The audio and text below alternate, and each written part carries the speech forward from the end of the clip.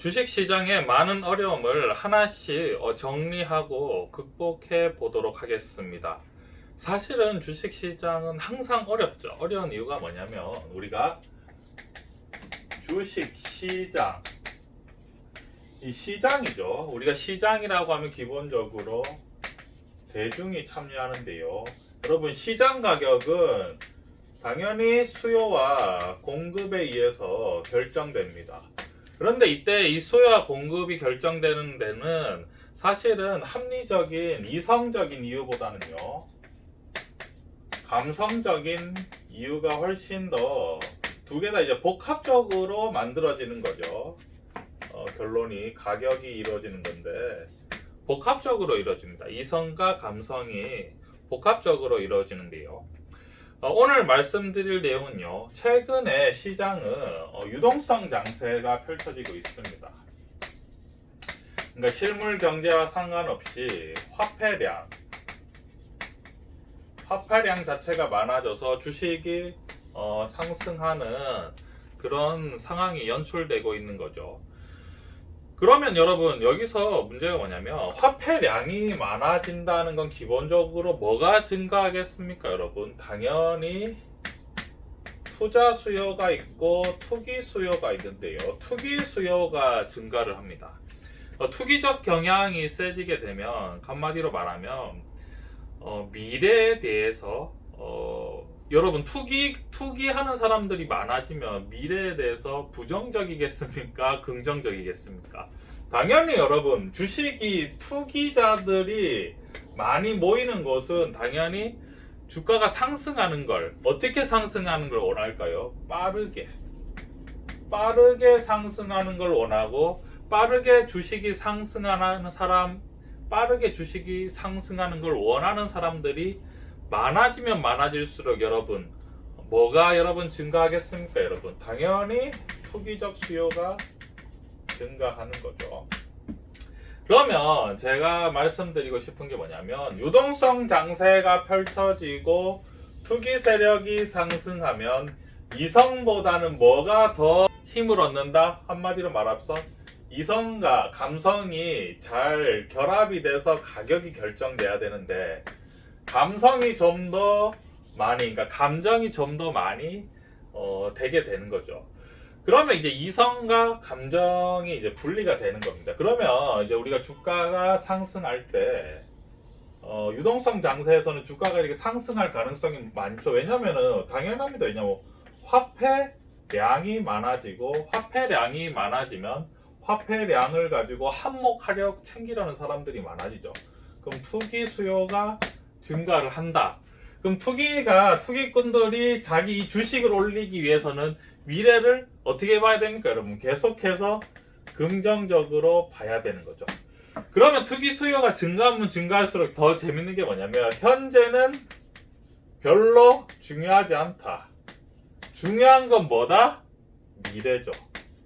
왜냐하면 현재는 자꾸 말을 하잖아요. 현재의 상황에 대해서는 말을 하지 않습니다. 대신에 뭐에 대해서만 자꾸 얘기합니까? 미래. 이것을 하면 대박이다.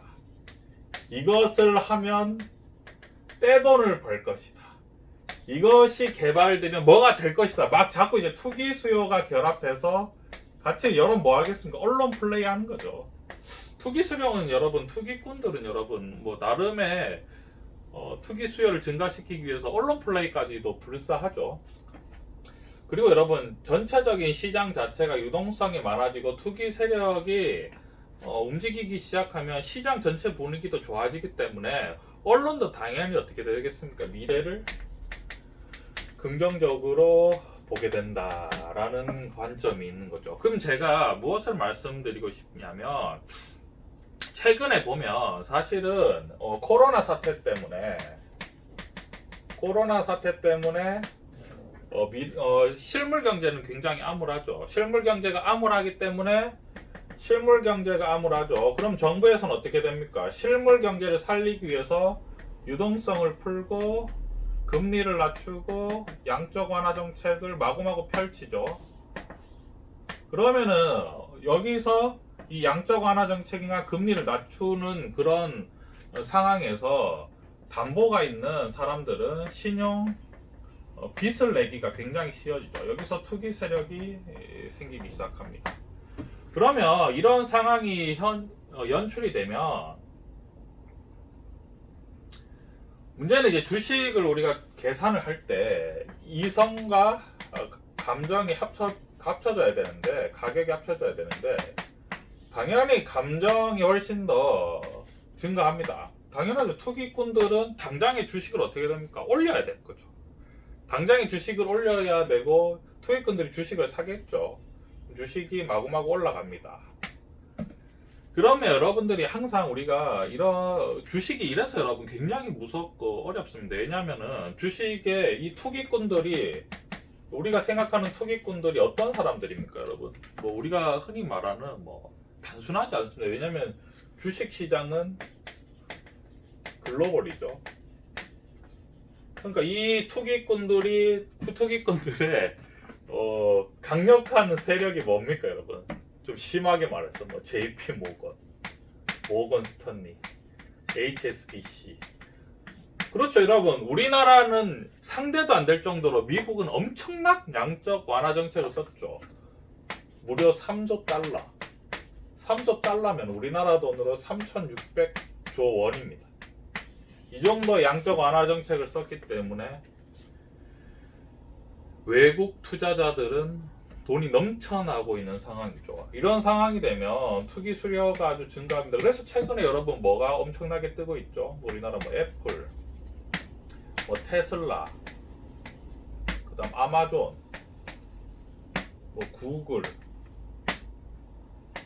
엄청나게 지금 주식이 상승하고 있는 그런 상황이죠. 아마 유동성 장세이기 때문에 그렇습니다.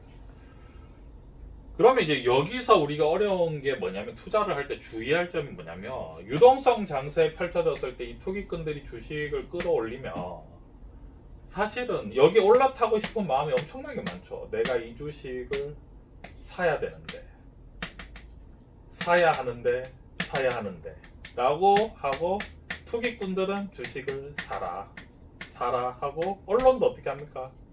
괜찮다 이렇게 하면 전부 다 따라 붙는 거죠. 주식이 일시적으로 폭등을 하게 되고, 결국은 나중에는 어떻게 될까요, 여러분? 당연히 폭등을 하면 주식은 폭락을 하는 거죠. 이렇게 되면 이제 사람들은 전부 다 이런 말을 합니다. 주식은 사기판이다, 도박판이다, 주식은 정말 하면 안 된다, 그런 얘기가 나올 수밖에 없는 거죠. 왜냐하면 주식 시장에 이 감성을 자극하는 투기꾼들은 보통 투기꾼들이 아닙니다. 한마디로 국제금융이죠. 국제금융이 나서서 투기를 조장하면 뭐 일개의 뭐 개인들이나 뭐 아주 작은 뭐 투자자들은 여기에 동참하지 않을 수가 없는 거죠. 그러면은 제가 말씀드리고 싶은 게 뭐냐면, 무조건 보수적으로 투자를 해라는 게 아니라 이성을, 우리가 이런 기본적인 이성을 가지고 주식 시장에 임해야 된다. 왜냐면은 야수의 마음으로 감정만 가지고 투자를 하면 어떻게 되냐면 위험이 굉장히 커지는 거죠. 우리는 그러한 위험을 감당하기가 어렵습니다. 왜냐면 이 투기꾼들은, 그러면 아니 이 투기꾼들도 주식을 이렇게 올리다가 떨어지면 자기네들이 손해 아니냐라고 하는데요. 이 전문 투기꾼들은 다릅니다. 주식을 이렇게 거품을 올려놨다가 위에서 이제 뭐라는 거죠? 자기네들이 팔 준비를 하면 여기서 바로 풋 매수, 그 다음에 선물 매도, 그 다음 공매도 걸겠죠. 밑에 위에서 어떻게 하면 공매도를 이제 떨어질 준비를 하면, 떨어지면 또 수익이 날 수 있게 공매도 장치를 겁니다. 그래서 엄청난 또 오르든지 떨어진지 수익이 나게 돼 있어요. 하지만 개인들 같은 경우는 양방향 포지션을 걸기가 어렵죠. 뭐 콜, 풋 뭐 이런 거나 선물 매수 매도 이런 거 잘 모르죠. 개인들은 어떤 개별 주식만 투자를 하는데, 그럼 이제 여기서 우리가 항상 주의 깊게 생각하는 게 뭐냐면, 물론 어떤 주식이 앞으로 잘 되겠지만 이 전체 주식, 늘 말씀드리지만 시가총액 대비 수익이 얼마냐, 그리고 배당이 얼마냐, 이거를 한 번쯤은 꼭 생각을 하시고 투자를 하셔야 됩니다. 굉장히 중요한 관점입니다, 여러분. 내가 사는 주식의 주식수 곱하기 총 주식수 곱하기 현재 가격, 그러니까 시가총액은 얼마냐. 예를 들어서 이런 거죠, 여러분. 시가총액이 예를 들어서 한 1000억이라고 생각을 예를 들어 볼게요. 1000억이면 얼마를 벌어야 되냐면 최소한 5%, 1000억이면 최소한 50억은 버는지. 그 관점이 굉장히 중요합니다. 만약에 시가총액이 1000억인데 1년에 버는 돈이 뭐 5억이다.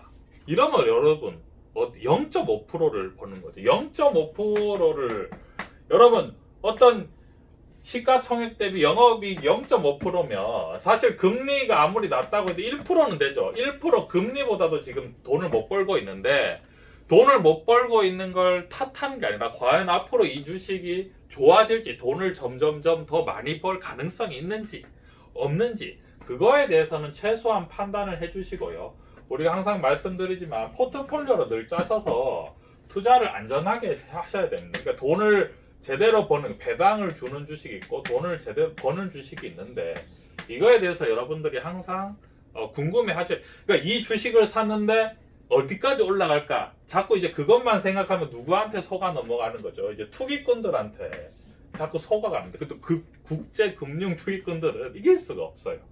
그렇기 때문에 우리가 주식을 투자를 할 때 조금 더 안정적인 관점에서 보기 위해서는 이러한 유동성 장세의 투기 자본, 그 다음에 국제 자본을 항상 염두에 두고 투자를 하고 이러한 주식들이 여러분 미친 듯이 올라가는 것을 부러워해서는 안 됩니다. 왜냐면요, 이 미친 듯이 올라가는 주식은 아마 이 투기 자본들이 끌어올리는 거예요. 제가 아까 말씀드렸지만 끌어올린 다음에 주식을 어떻게 하는 거죠? 확 떨어뜨려도 품 매도라든지 선물 매도라든지 공매도를 보면 또 법니다.